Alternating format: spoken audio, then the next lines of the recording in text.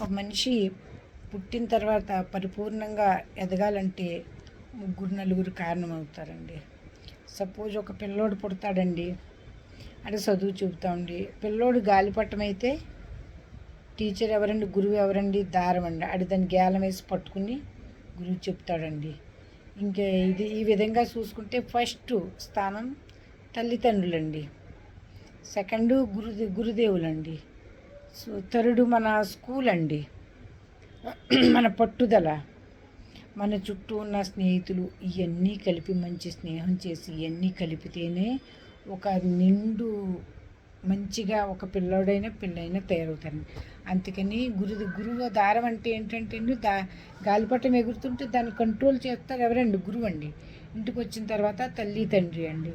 అదే స్థానంలో మన పట్టుదల, చదువుతానికి మనకు పట్టుదల ఉండాలండి.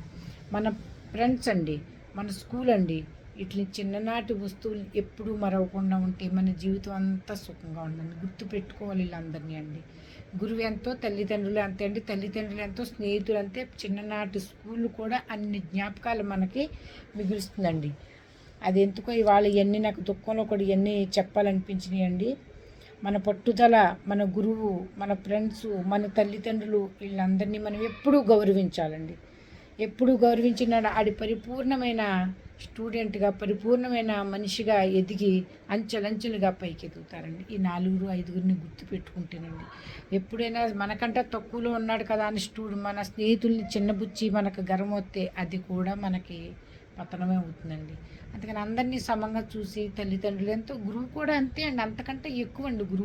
గురువే మనకు పాఠం చెప్పి కొట్టకపోతే మనం ఇవాళ ఈ పొజిషన్లో ఉండలేమని నాకు అనిపించిందండి. అందుకు నేను చెప్పానండి. ఇంకేమనుకోకండి. ఏమో నాకు ఒక్కొక్కసారి ఒక్కొక్క విషయం గుర్తుకొస్తుందండి, చెప్పాలి ఇది అనిపిస్తే నేను వెంటనే మా కోడల్ని వీడియో ఆన్ చేయమని చెప్పానండి. అందుకని గురుదేవో మాతృదేవో పితృదేవో అంటారండి. అందుకేనండి ఈ నలుగురిని మనం గుర్తెట్టుకుంటే మన స్కూలు దానికి ఎంత చిన్న జోపిడి అయినా సరే దానికి ఎంతో గౌరవిస్తే అందులోనే పెద్ద పెద్ద మన పాతకాలపు వాళ్ళు అందరూ అందులో అలాంటిలో చదివి పెద్ద పెద్ద పొజిషన్లో ఉన్నారండి. వాళ్ళ అల్లూరు సీతారామ వీళ్ళందరి టైంలో పెద్ద ఏమైనా దీపాలుండి ఇవన్నీ ఉన్నాయండి, గాంధీ మహాత్మా గాంధీ వీళ్ళందరూ. అందుకని మన స్కూల్ని, మన ఫ్రెండ్స్ని, మన వాతావరణాన్ని, మన తల్లిదండ్రుల్ని ఎప్పుడూ మరవకూడదండి. అది అయినాడే మనం ఎప్పుడూ శాంతంగా ప్రశాంతంగా బతుకుతామండి.